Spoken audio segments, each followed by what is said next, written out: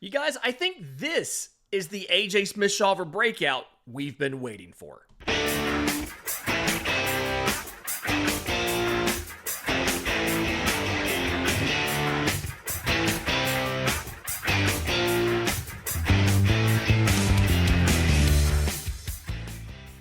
Yes, welcome on in to Braves Today for Thursday, February 27th. Your source of news, notes, and updates on your Atlanta Braves. I'm your host, Lindsey Crosby. You can follow me on Twitter and Blue Sky at Crosby Baseball. You can follow the show on Twitter, Braves_today. We have a Facebook page and an Instagram as well. And you can find all my written work, bravestoday.com. That's the Braves Today Substack, as this is both a podcast and a newsletter. There's tons of ways to support us and what we're doing. The YouTube channel is at close to 4,000 subscribers. Obviously, gets you every single episode of the pod. Also gets you the media availabilities that the Braves make. We posted from his start. We posted AJ Smith-Shawver. When Alex Anthopoulos meets with the media, we post those. When Brian Snitker meets with the media on camera, we post those. Over on the Substack, free or paid, you can do either. We've got close to 650 subscribers. Surprising amount of difference between the YouTube and the Substack. But again, shooting to get 1,000 on the Substack, shooting to get 4,000 on YouTube by opening day. So do us a favor, subscribe to both of those. I want to get to Atlanta's roster moves they made yesterday, right? Sending more guys down to minor league camp. I want to get to the outfield and catching battle because there's some interesting roster stuff here that's a little different from the last time we talked about this. But we've got to talk about AJ Smith-Shawver, right? Made his first start of spring against the Pirates on Tuesday. And I'm going to go on a limb and say it was one of the better starts that we've seen from a Brave starter so far in spring training this year. That's not a very big list, I know. We've seen Chris Sale, we've seen Ian Anderson, Spencer Schwellenbach, Ronaldo Lopez, and now AJ Smith-Shawver. But it was incredibly impressive. 2 innings, 2 hits, both of them kind of fluky. We don't have exit velos. It's not a StatCast park there at Cool Today Park. But 2 softer hit balls that got down. No earned runs, no walks, 3 strikeouts. And what I did with Ronaldo Lopez, where I noticed 2 or 3 interesting things about his arsenal, picked up a couple things on AJ Smith-Shawver that I want to talk about here. First one was the fastball velocity. It's early in spring. He was consistently sitting 95, 96. Reportedly in the minors last year, he touched 99. I think based on how much time is left before the regular season, and the fact that he's still incredibly young. You have to remember that AJ Smith-Shawver is still very young. It is not unreasonable to think that he will be the next Brave starter that will be able to consistently touch 100. Spencer Strider can do it. He doesn't do it that often. The last time I could remember him ramping up the velo to touch 100 on the regular for an entire start was in the postseason against Philly when they had that game plan of fouling off fastballs and sitting on the sliders, right? He ramped up the velo on the fastball to try to get it past the Philly hitters. And that was part of his impetus to add a curveball. So the fastball, I felt good about the locations. He did admit being a little iffier in the first, and he felt a lot better in the second. Again, that media availability is on the YouTube channel, so go check that out. But more so than that to me was 2 of the secondary pitches. We saw the changeup get used sitting in the mid-80s. The movement on it is very good back to the arm side. And we saw this a lot from AJ Smith-Shawver last spring. In spring training, he was throwing that changeup a lot. And he was throwing it in every possible situation. And his ERA was not great. I want to say he was sitting around like a 5 ERA in spring training last year. Spring training ERA doesn't matter. It's the process. It's how you get there. And all of the work he did on that changeup in the regular season, in spring training last year, you could see in that Wednesday start where that work has paid off. I watched him get whiffs against lefties where he would just run it away from him. It looks like it's going to be in the zone, and then late it just runs to the arm side and just leaves the zone. I saw it against righties, and he's throwing it down and in to a righty. It starts off as a strike, and it just comes inside on them off the plate, and they're swinging and missing, and they're looking like idiots. Some pretty ugly swings against that changeup. The third thing here, and I'm going to clarify because everybody's getting this wrong. The third thing was what his cutter looked like. Everybody's talking about AJ Smith-Shawver's slider. And for two reasons, I'm calling this pitch he threw yesterday a different pitch from his slider. The last time we saw his slider in the majors was 2023. He threw 106 of them. It was his second most used pitch. But it came in around 84, 85 miles an hour. This pitch yesterday, 89, 88 consistently, right? So the movement profile, he was throwing a gyro slider. Think of a Spencer Strider slider. Pretty stable flight to the plate, drops a little bit late. That's the pitch that he was throwing back in 23. I've talked about this on the show before, but the Braves were really messing with his slider shapes in the minors last year. They gave him a sweeper for a little while. It wasn't working out. He went back to the original slider and all that stuff, and now he settled on this. And what he told the media last week, and we talked about this on a show last week, is he said he's throwing a cutter now. And everybody's calling this a slider because he used to throw a slider. This pitch is 5 miles an hour harder. This pitch moves a little bit differently from how his previous slider did. It doesn't have as much drop. This is a cutter.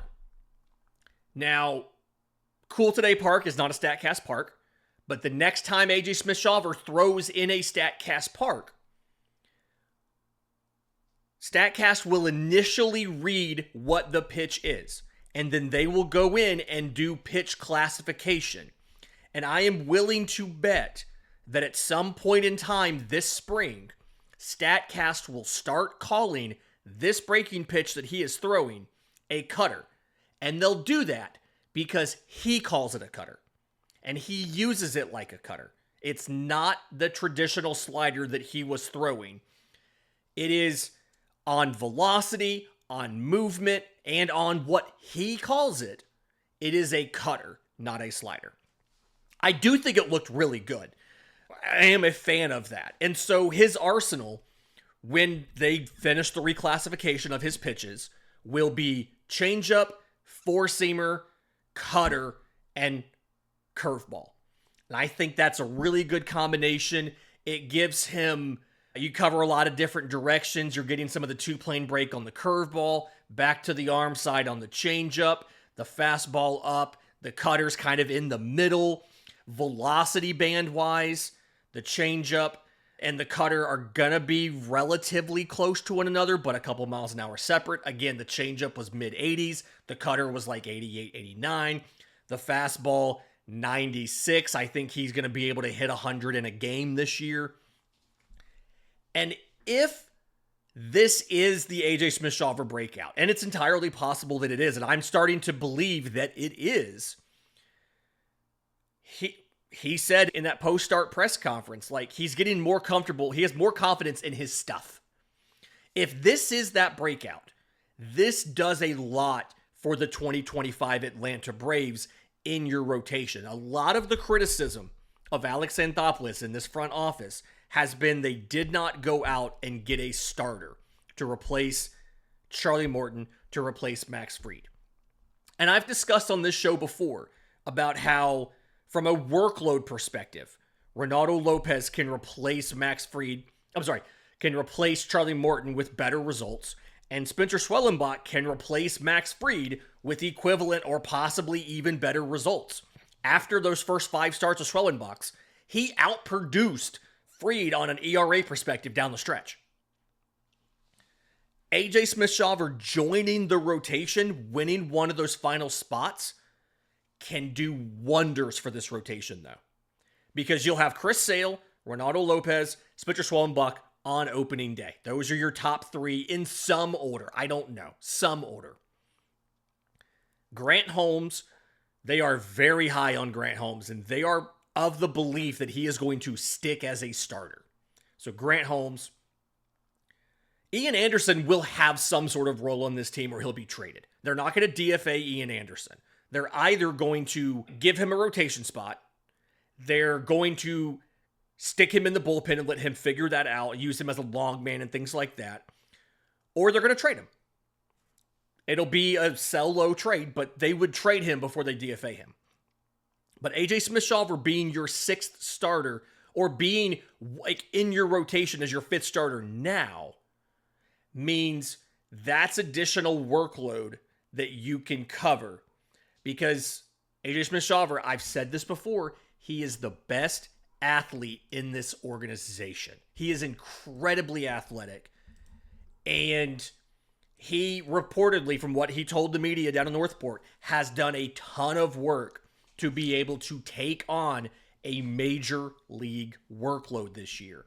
So if you add AJ Smith-Shawver into your rotation, you're bumping, like, when you don't need a sixth starter, you're bumping either Ian Anderson or Grant Holmes to the bullpen.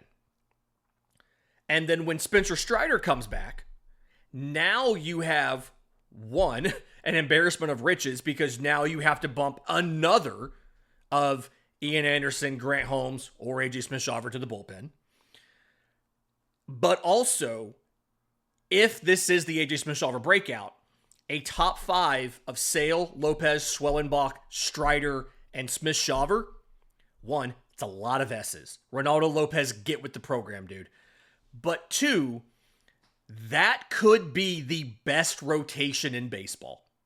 1 through 5, I would put Sale, Lopez, Schwellenbach, Strider, Smith-Shawver. If this is the AJ Smith-Shawver breakout, I'd put that right up there with Seattle. I'd put that up there with what Philly's trying to do, and I would argue that is the best rotation in all of baseball. So if this is the breakout, this is huge for the Atlanta Braves. It's huge for their roster construction. It's huge for the ceiling of this team because what is the one constant that we know about pitching? Someone's going to get hurt. You're going to lose someone. It's happened just about every year. You lost Kyle Wright. You lost Max Fried for most of the season. You lost Spencer Strider for all but 2 starts last year. You're going to lose a starter. And then when you get to the postseason, you're probably going to have a second guy that is questionable. Charlie Morton with his finger sprain. Max Fried with his blisters or the flu he had. I think it was 22 was the flu. Chris Sale with the back spasms. But if AJ Smith-Shawver, if this is the AJ Smith-Shawver breakout, and I'm starting to think it is, you could, if you take out 2 of those guys, you still have 3 postseason caliber starters plus other options that could be there. We don't know how good Grant Holmes will be. We don't know if Ian Anderson's going to get back to form. Heck, maybe Bryce Elder's new velocity gives him something. He hasn't given up a run in spring training yet. 2 innings pitched, 1 hit, no walk, 2 strikeouts. The point is, if this is the AJ Smith-Shawver breakout, this is probably the single biggest addition to the 2025 roster that the 2024 roster did not have. And this could be the difference maker when you get to October for still having enough quality starters to get through a postseason series. We've also seen some really impressive performances so far in spring when it comes to position players, outfielders, and catchers. Let's break that down next, right here on Braves Today. Welcome back to Braves Today. Lindsey Crosby talking about what we've seen so far in spring. It's a small sample size, yes, but it's reason to be excited. I think that the position player group, some of the standouts you've seen so far, you've seen some decent stuff out of some of the catchers that maybe you weren't expecting, and out of some of the outfielders. Let's get to the outfielders first. Jared Kelenic ripped a triple on Tuesday. He is 2 for 8. He has a double. He has a triple a walk, and 2 strikeouts.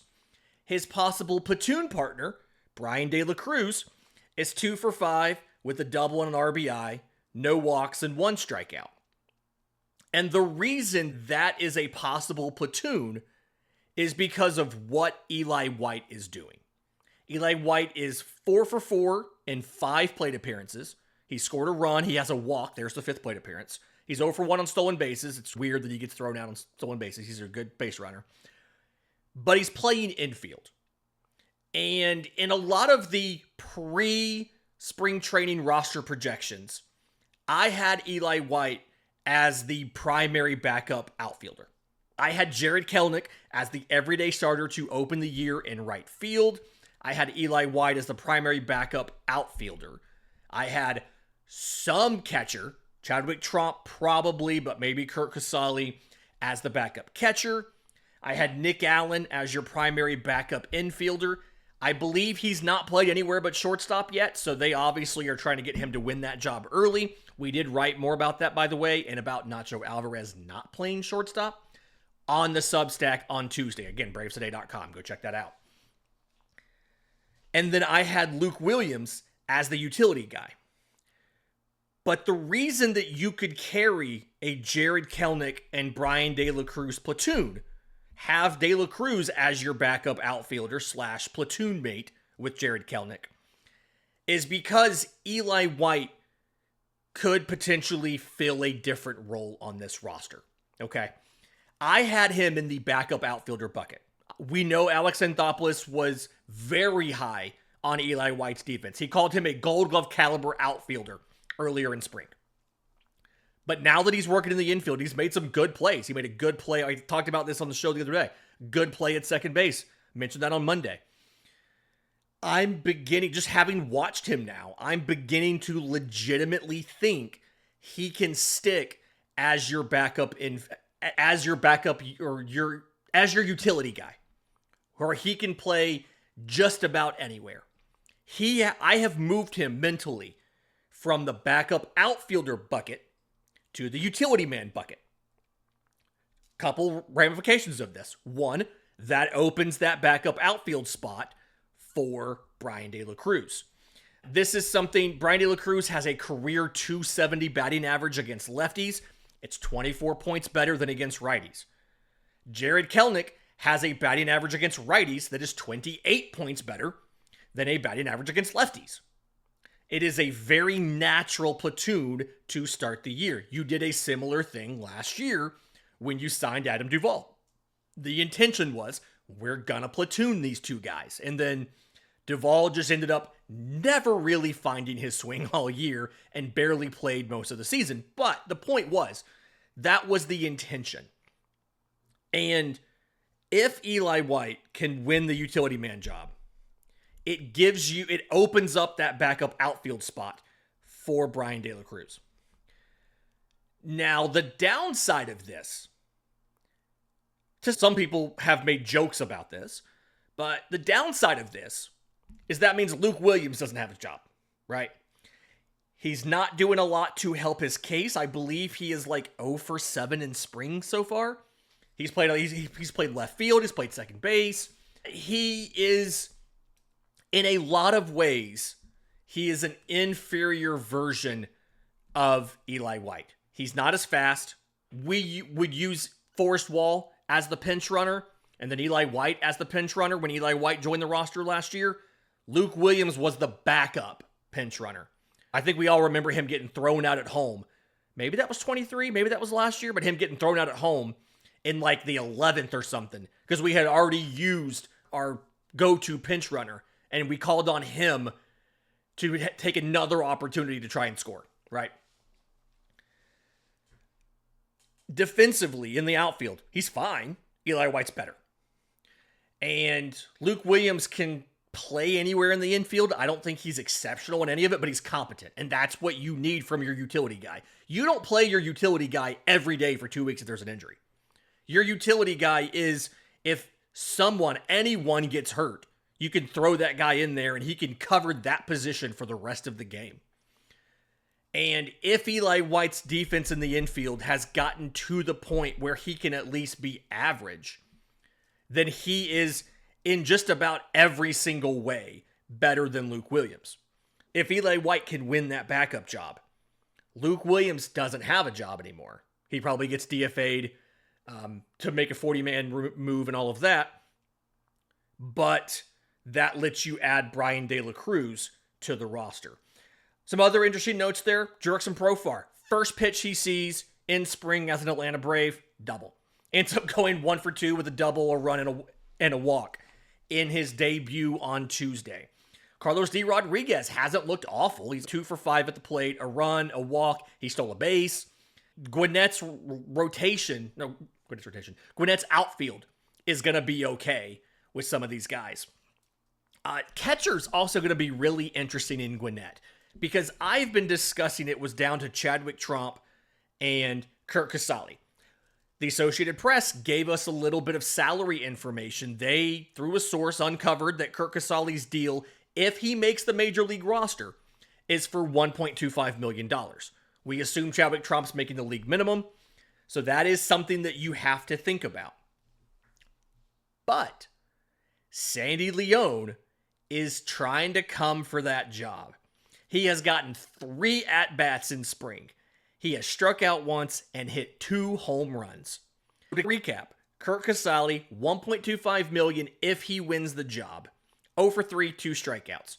You'll remember he's an XXB free agent, so if he doesn't get added to the roster, I think it's 5 days before opening day, he can opt out and be a free agent. Sandy Leone spent all year in Atlanta's minor league system last year. First time in a while he didn't make it to the majors. I do not believe he has the ability to opt for free agency, and because of that, he may end up starting in Gwinnett either way. But 2 for 3, 2 homers and a strikeout. Chadwick Tromp is 1 for 4 so far.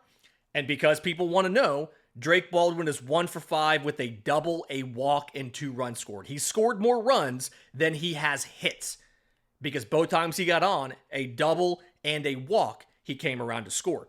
But again, barring an injury to Sean Murphy, Drake Baldwin's going to start off in the minors so he can play, he can be in the lineup every day, and he can start behind the plate 4 times a week for Gwinnett and get that experience so that in 26 maybe, or down the stretch in 25 or whatever, he can come up and be a lefty power bat in the lineup at DH and on days he's catching. So there you go.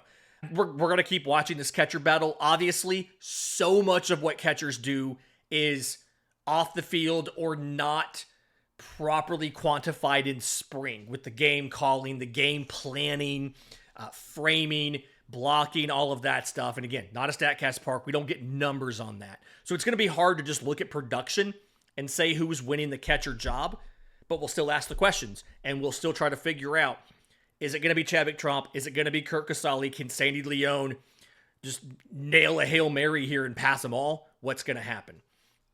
In just a minute, the Braves did make 2 roster moves on Tuesday afternoon. They continue to pare down the competitions. We'll get to that next, right here on Braves Today.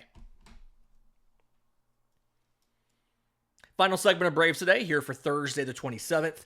And the Atlanta Braves sent 2 more down to minor league camp on Wednesday.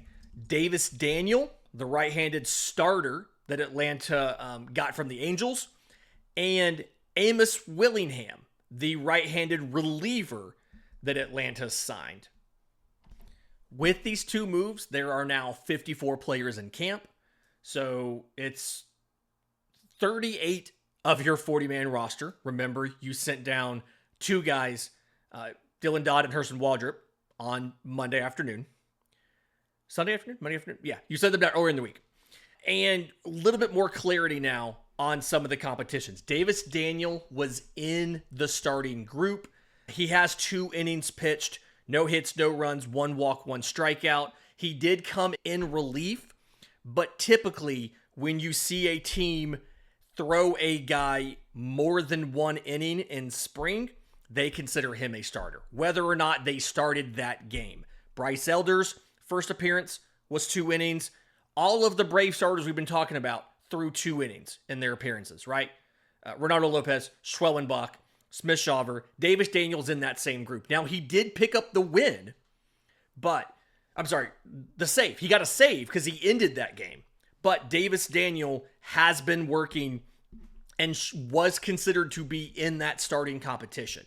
So now Herson Waldrop is out. Dylan Dodd is out. Davis Daniel is out. Your contenders for those final two spots, Ian Anderson, Grant Holmes, AJ Smith-Shawver, are all, it's technically tier 1, Ian Anderson and Grant Holmes. I'd really say, no. I'd say Grant Holmes is on tier 1 kind of by himself. Ian Anderson and AJ Smith-Shawver are on tier 2 for the number 5 spot. Below them, Bryce Elder is on the outside looking in as the 7th man in a 7-man battle. Now that Davis Daniel is out, again, Dodd is out, Waldrop is out. That is your battle right now. Amos Willingham also threw 2 innings, but over, I believe it was 2 separate appearances. 1 hit, 1 run, no walk to 4 strikeouts. He did pitch on Wednesday, did not give up a hit in that appearance, still got sent down. This is the outcome of the reliever battle is very much contingent on the outcome of the starter battle. Because you'll remember, AJ Smith-Shawver has options. Ian Anderson does not. Grant Holmes does not. If you don't want to lose one of those other 2 players, you have to put them in your bullpen. And outside of your top 5, Iglesias, Johnson, Bummer, Lee, and Dezabel Hernandez, you arguably have 3 spots. It feels like one of them is going to go to Buck Farmer. The Associated Press also reported his salary. If he makes the Major League roster, it's $1 million salary. It feels like he's going to get one of those spots. He's probably competing with Anderson Pilar and some of the right-handed NRIs. So Jordan Weems, Wander Suero, Dylan Covey for that spot. Your third lefty battle is Angel Perdomo is the favorite. I have him as the favorite right now. And then after him, Jake Diekman and Chasen Shreve. And then the third and final spot, again, depends on the rotation. If AJ Smith-Shawver earns an opening day spot, you got to put Ian Anderson or Grant Holmes in that final spot or lose them. They won't lose Grant Holmes. I'm assuming they won't lose Ian Anderson. They'd probably trade him, but it could be Ian Anderson, could be Grant Holmes. It could be AJ Smith-Shawver. Maybe they put him in the rotation and they intend to use him or in the bullpen, and they intend to use him as a 6th starter early. I don't know. And then when Strider comes back, maybe they option him, AJ Smith-Shawver, down to AAA if he ended up not quite being ready. Or maybe they move somebody else. There's a lot of moving parts here and options of how this could work out. But Anderson Pilar can take multiple innings. He's a candidate for that long relief spot. A couple of these veterans, oftentimes these veterans like a Jake Diekman, like a Chasen Shreve, like a Dylan Covey, oftentimes these guys, and Oli Paredes, oftentimes these guys can take multiple innings and have done it in their careers. So maybe they're also in that final spot. But again, it's really hard to handicap that very last bullpen spot until you know what's happening with the rotation. And again, the favorites for the final 2 rotation spots should be Grant Holmes and Ian Anderson based on options, because Atlanta does pay attention to those things. It's not just performance. They do pay attention to, it's because the decision is not, do we give Ian Anderson that last spot or AJ Smith-Shawver that last spot? The decision is, do we give Ian Anderson that last spot and keep AJ Smith-Shawver in AAA? Or do we give AJ Smith-Shawver that last spot and maybe lose Ian Anderson? And if there's anything we've learned from Alex Anthopoulos in the last couple seasons, it's that he's been almost paranoid about losing depth. Whether it's outfielders, he signed Adam Duvall a week before spring ended. Granted, Jared Kelenic was looking rough in his spring at-bats. He looks much better this year, by the way. Shout out to Tim Hires for that. Whether it was keeping 3 catchers all year in Gwinnett, including a veteran in Sandy Leone, because he had to use like 6 or 7 in 2021. If there's anything we've learned about Alex Anthopoulos, he's going to prioritize that depth at all costs.